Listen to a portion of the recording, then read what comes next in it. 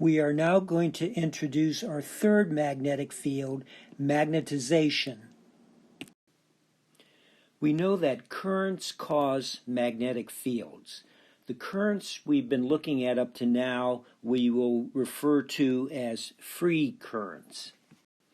In materials, we'll have what we will call bound currents, and these bound currents will also generate magnetic fields. An electron in an orbit in an atom is a bound current.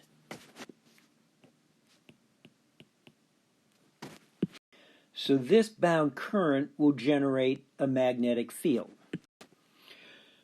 You also know that electrons have spin, and we can think of that spin as a current.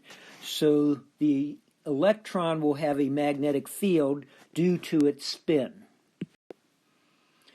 We can model the resulting magnetic field due to all the electrons going around in orbits and the electron spin as a magnetic dipole moment.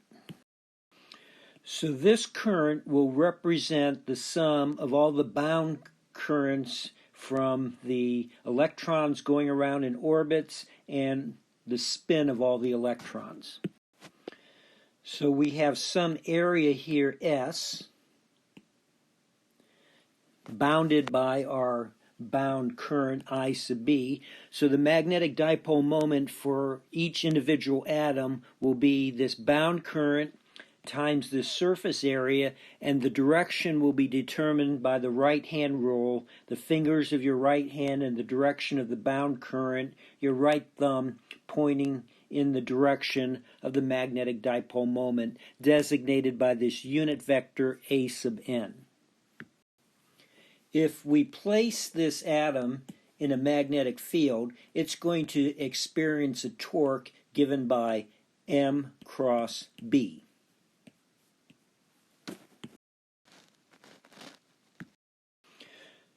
So here we have a material, and each individual atom has a magnetic dipole moment associated with it, and at this point they're all randomly oriented, so there's no net magnetic field coming from the material.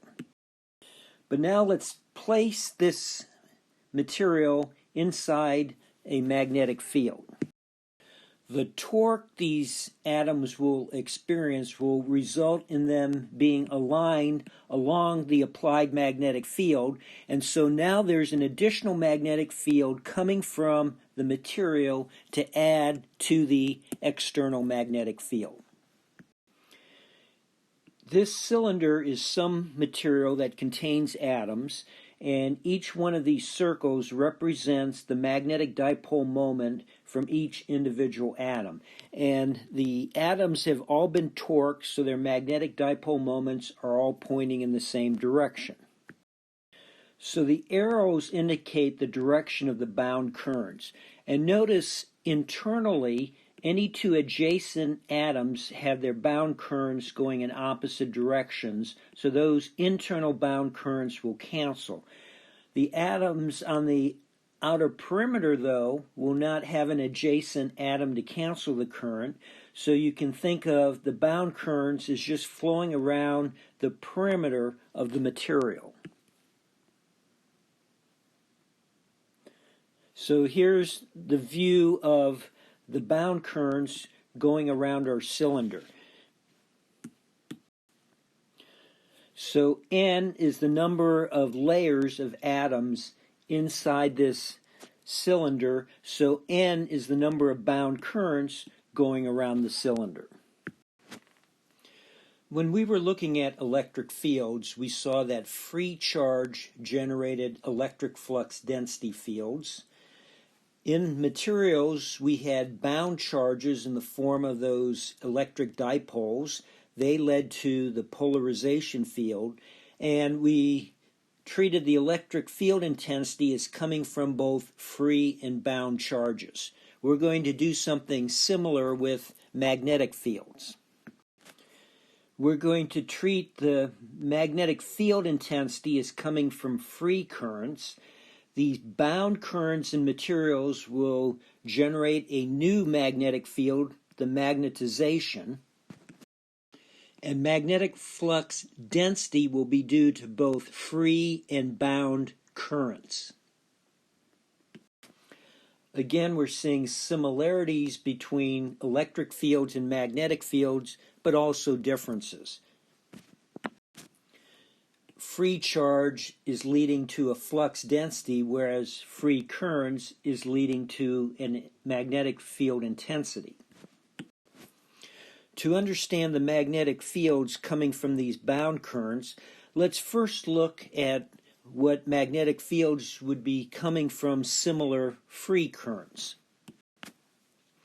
The similar free current situation would be one you encounter in a coil or solenoid. We know that if we have a wire with a current flowing through it, that current will generate magnetic flux density fields in the form of circles around that wire. Let's imagine taking this wire and forming a loosely wound coil from it. So if you're close to the wire, the magnetic fields will still be circles. Between the wires, they're going to cancel. And notice everywhere inside, the fields from all the pieces, all the IDLs, are going to be pointing in the same direction and reinforcing. So we'll have a strong field inside. And we know the magnetic flux density field lines always close on themselves. So these magnetic flux density field lines that are coming out of the right-hand side of the coil have to loop around and come back in the left-hand side. So we know that the field outside will be much weaker than the field inside.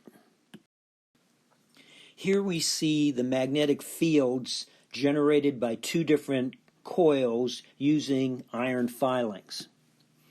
For this short length coil, you can see the strong field inside and how the field lines quickly fringe out as they have to loop back around, and the field gets weak outside the coil. Here, as we make the coil longer, you can see the field inside, and it starts to fringe out, and very quickly you have a field that's so weak it cannot orient the iron filings. The more tightly we wind this coil and the longer it is, the weaker the field will be outside the coil relative to the field inside the coil. Here is that tightly wound solenoid, and we're looking at a cross section through the solenoid. The length of the solenoid will be L, and we'll have N turns of the wire.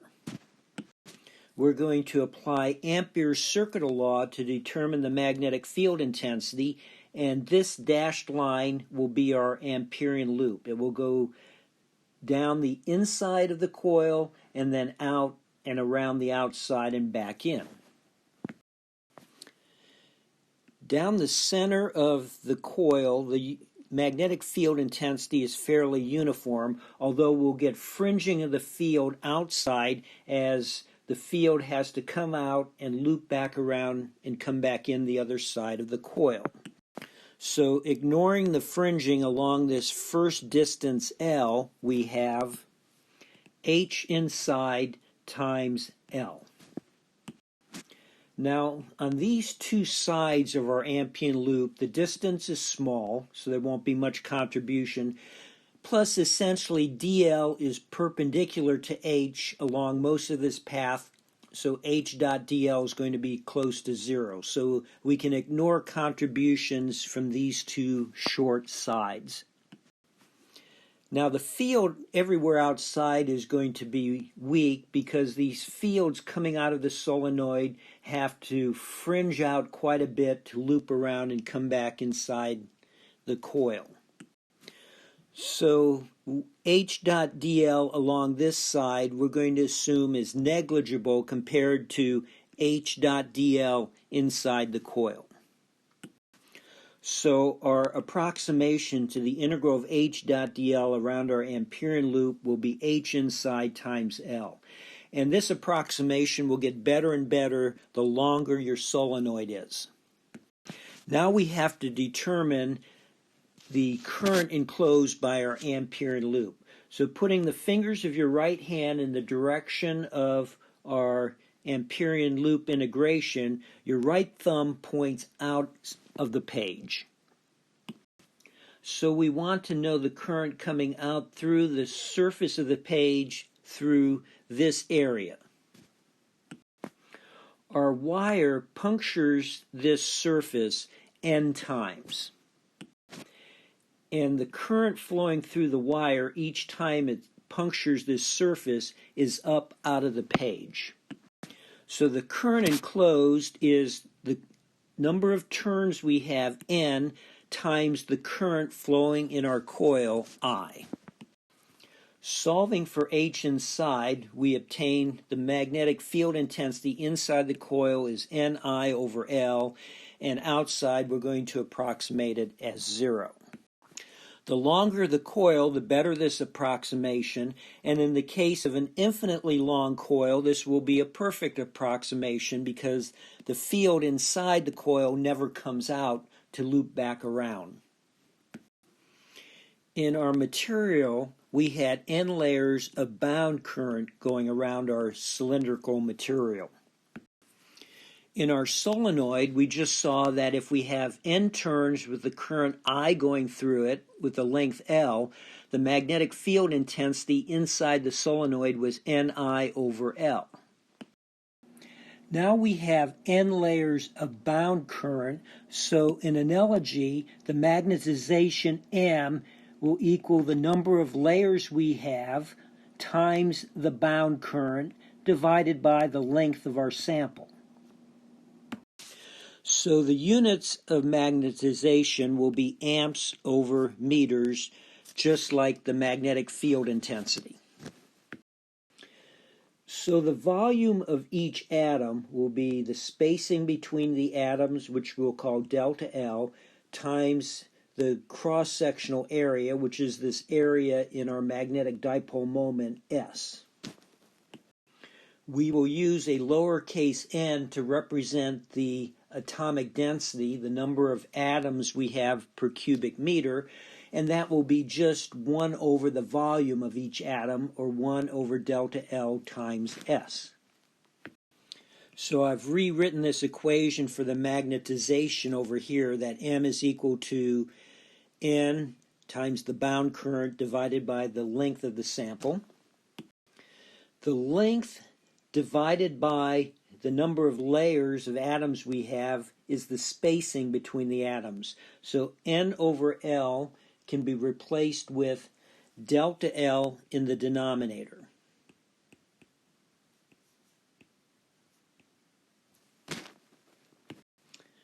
And delta L can be replaced with 1 over N times S. So we can rewrite the magnetization as N times our bound current times S. I sub B times S is just the value of the magnetic dipole moment of each atom. So the magnitude of the magnetization is just N times M, the atomic density times the magnetic dipole moment of each atom. So the direction of the magnetization will be in the direction of the magnetic dipole moment. So magnetization is the product of the density of the atoms times the magnetic dipole moment of each atom. So N is the number of atoms per unit volume. M is the magnetic dipole moment per atom.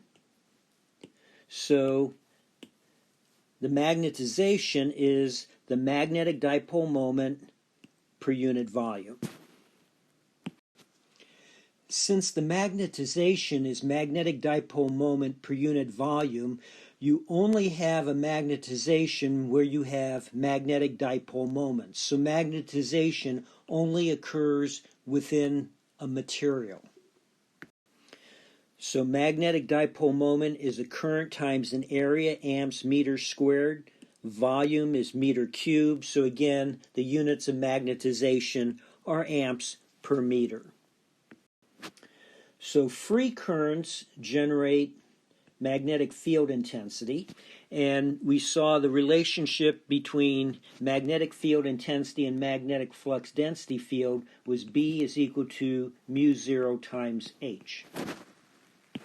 We're going to associate bound currents with generating magnetization, and magnetization will similarly generate magnetic flux density field, so B is equal to mu 0 times M. So the magnetic flux density field will be that due to free currents plus that due to bound currents.